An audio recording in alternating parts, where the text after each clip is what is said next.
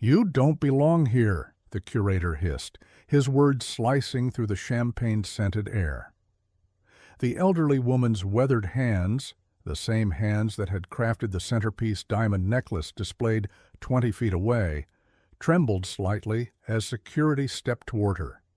Nobody noticed the man in the simple black suit who had stopped mid-conversation, his attention suddenly fixed on the unfolding scene. The Grand Palmer Hotel ballroom sparkled with crystal chandeliers and the calculated laughter of Manhattan's elite. Cameras flashed as socialites posed beside glass cases housing jewelry worth more than most people's lifetime earnings. The elderly woman stood out in her modest blue dress, a relic from another time, just like her. She had spent 40 years creating beauty for others to wear, and now she couldn't even approach her own creations without being treated like an intruder. "Perhaps you misunderstood," the curator continued loudly, ensuring nearby guests could hear. "This is an invitation-only event for patrons and collectors." His voice dripped with the special kind of cruelty reserved for those deemed insignificant. What he didn't realize was that his words had reached not only the intended target but also the ears of someone whose quiet presence would transform the evening. The man in the black suit placed his untouched champagne on a passing tray and began moving through the crowd.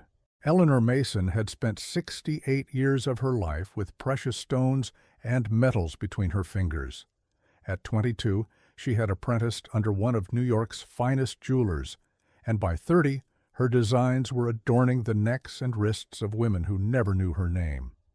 The Celestial Collection, now worth millions and the centerpiece of tonight's exhibition, had emerged from her workshop during the late 1980s, though the catalog credited only the luxury brand that had commissioned her work. When she had heard about the exhibition through a newspaper article, something had pulled at her heart.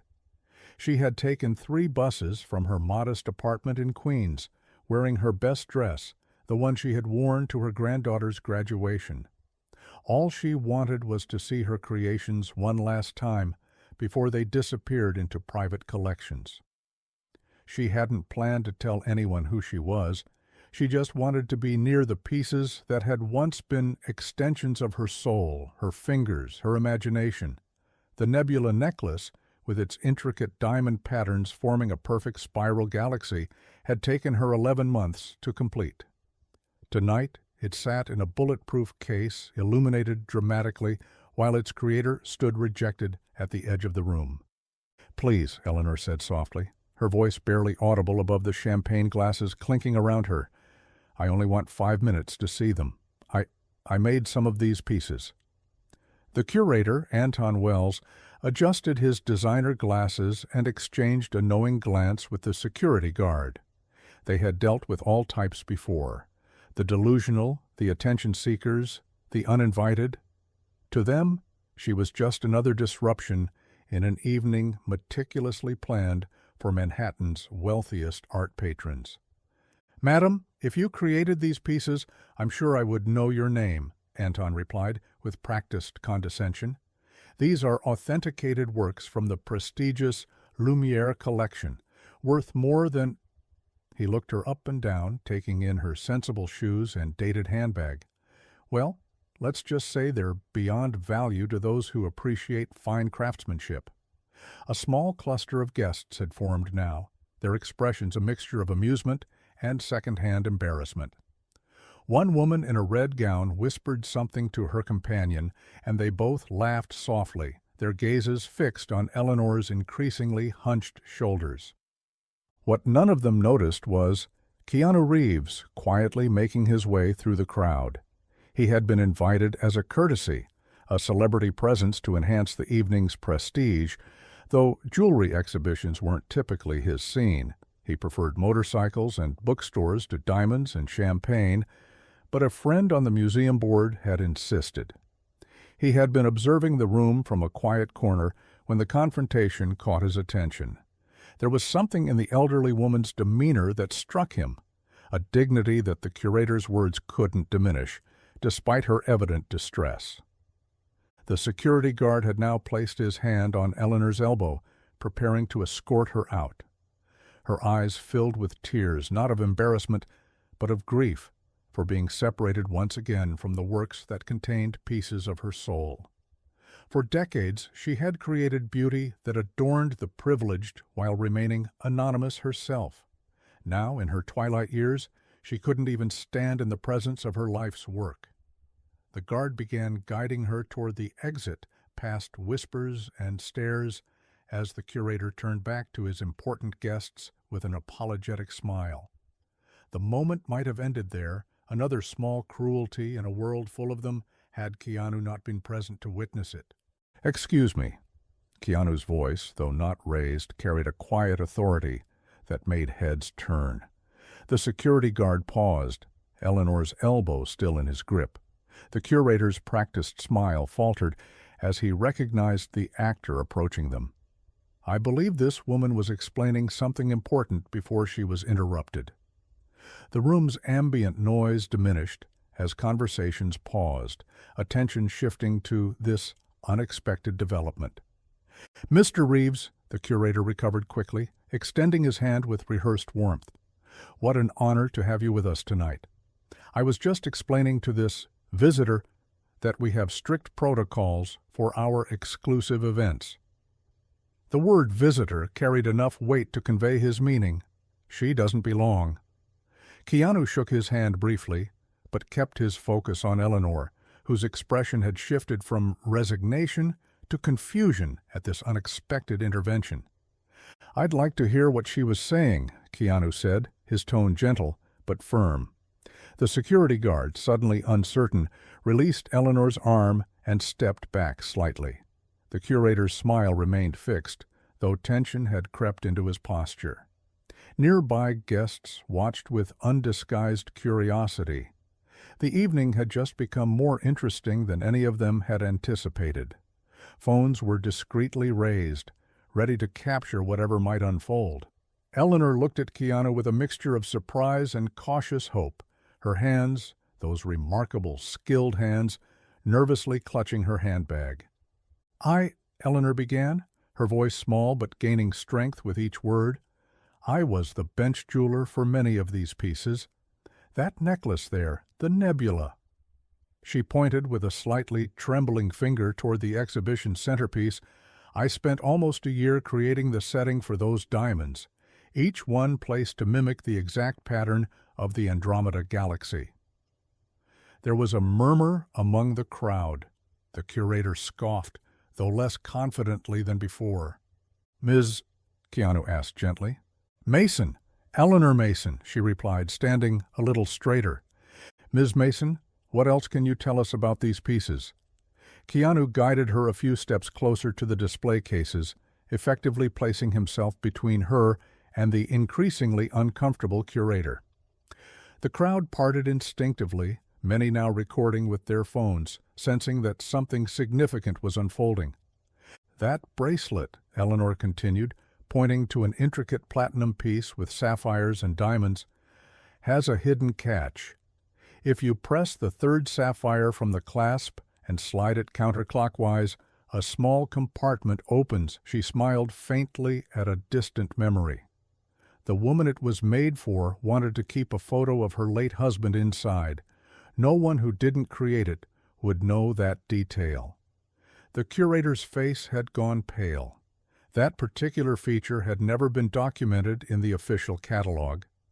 A woman in an emerald gown stepped forward, her neck adorned with one of the pieces from the collection.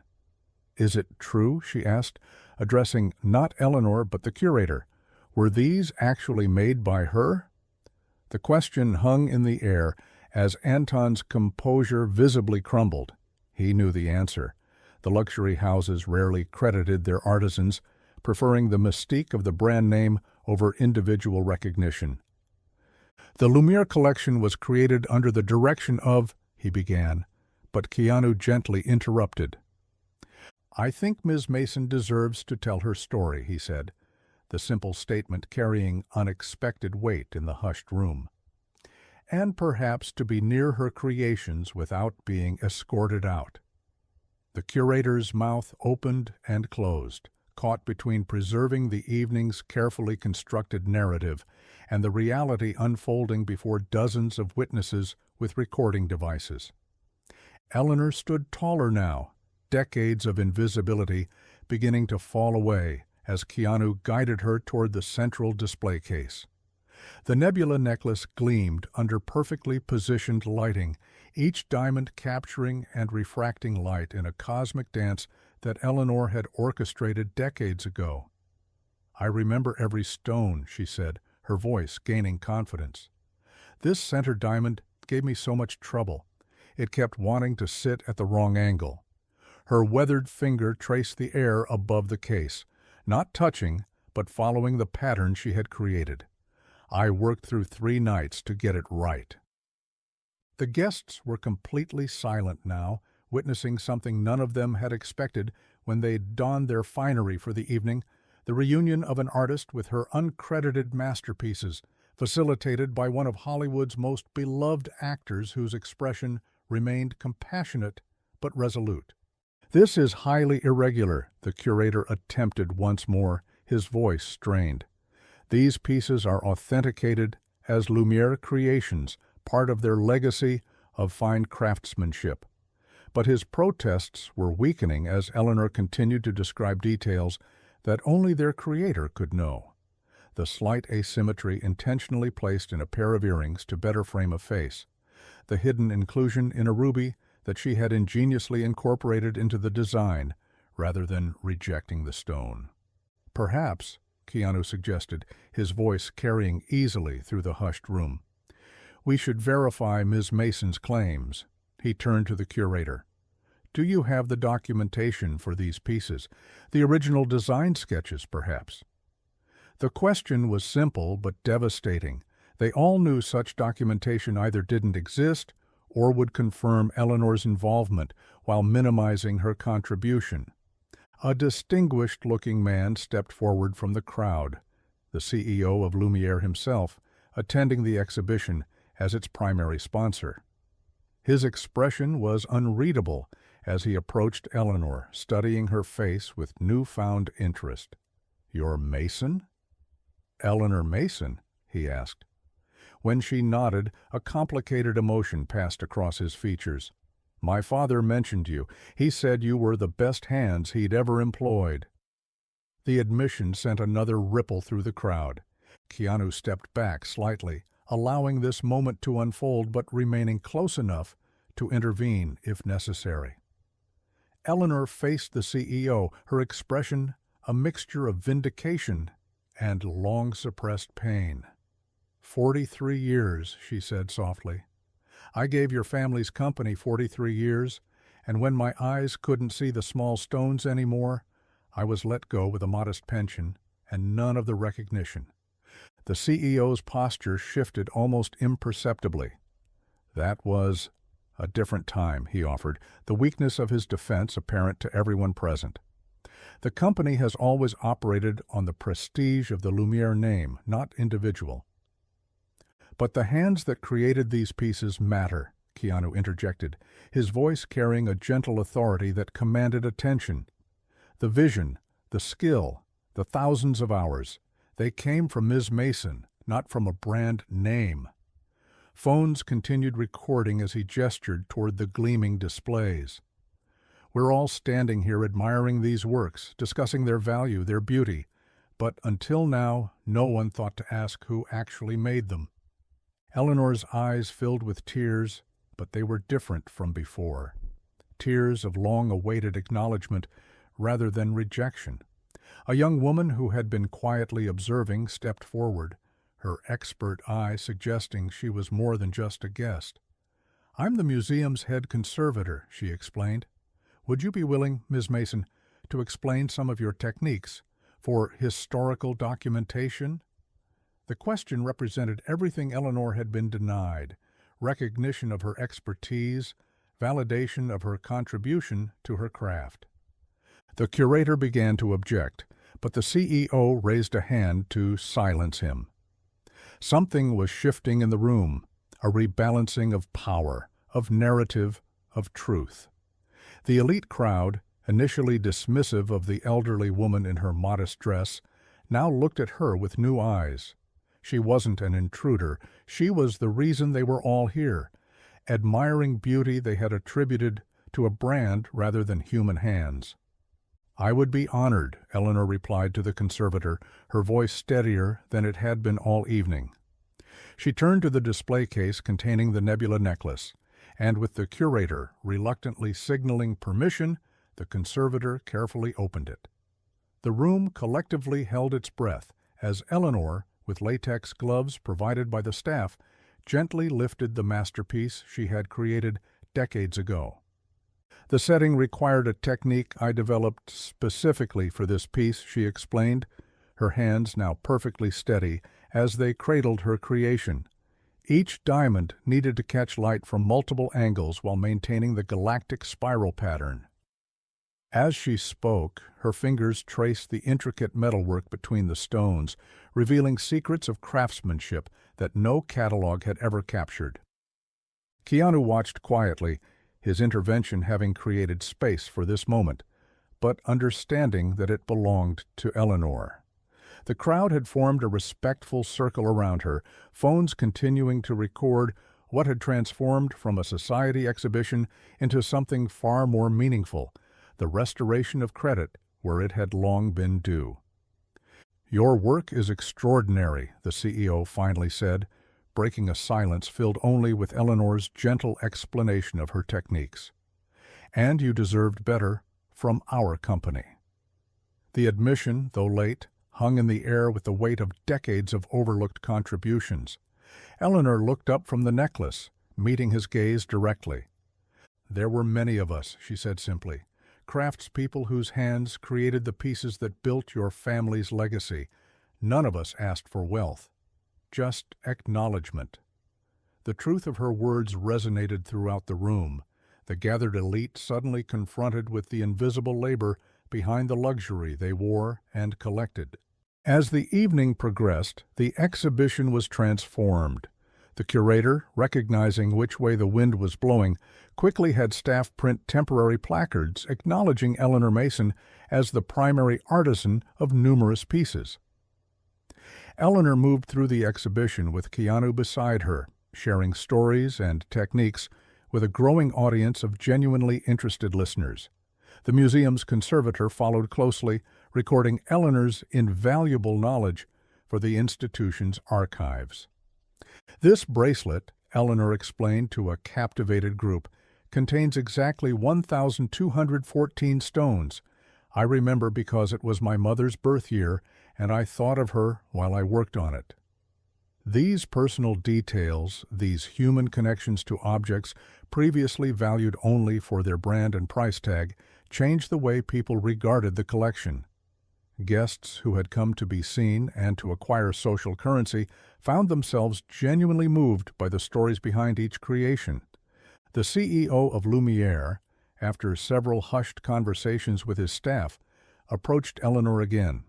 "Ms. Mason, we would like to formally acknowledge your contribution to our heritage collection. Would you consider being interviewed for our company archives and website?" It was a small step, but represented a seismic shift in how the luxury house had operated for generations. Eleanor accepted with gracious dignity, the bitterness of decades of invisibility beginning to soften in the face of this overdue recognition. By the following morning, videos of the encounter had spread across social media. "Keanu Reeves helps elderly jewelry artist get recognition after decades" became the headline on arts and entertainment sites. The story resonated far beyond the confines of the luxury jewelry world. It touched on universal themes of recognition, dignity, and standing up for others.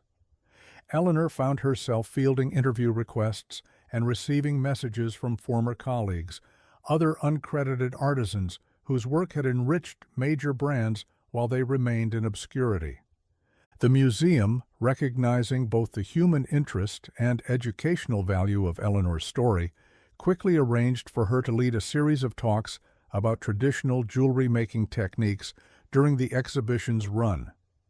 What had begun as a humiliating rejection had transformed into a platform for her expertise and an opportunity to ensure these disappearing crafts were documented for future generations. Keanu, true to form, stepped back from the spotlight once Eleanor's position was secure. When asked by reporters about his intervention, he simply said, "Ms. Mason deserved to be heard. Her hands created beauty that has brought joy to many people. The credit should follow the work." His understated response only enhanced the public's appreciation for both his actions and Eleanor's long-overlooked contribution to the art form. 3 weeks after the exhibition opening, Eleanor returned to the museum for the final day of the display. This time, she entered as an honored guest. Each piece now bore a dual credit, the Lumière brand and crafted by Eleanor Mason. Several other pieces in the collection had been researched, with their makers also acknowledged where they could be identified. It was a small revolution in an industry built on luxury brands rather than individual artisans. As Eleanor stood before the nebula necklace one last time, a young woman approached her hesitantly. "Ms. Mason, I'm studying jewelry design at Parsons. Could I possibly ask you about your approach to setting unusual stones?" Eleanor's face lit up as she began sharing techniques developed over decades of dedicated craftsmanship. Nearby, museum visitors listened with newfound appreciation, understanding that the true value of the pieces before them lay not just in their materials or brand name, but in the human ingenuity and skill they represented. The curator, who had learned a public and uncomfortable lesson in respect, now ensured that the museum's educational materials highlighted the often anonymous makers behind luxury items. What Keanu had done with a few quiet words and his steady presence was to remind everyone that behind every object of beauty stands a creator deserving of recognition. For Eleanor Mason, after decades of creating beauty that others claimed, the simple acknowledgment of her name beside her work represented something beyond price. The restoration of her rightful place in the legacy she had helped build. And for the witnesses that night, whether physically present or viewing the viral videos that followed, a powerful reminder. True value lies not in what we possess, but in recognizing the humanity behind the things we treasure.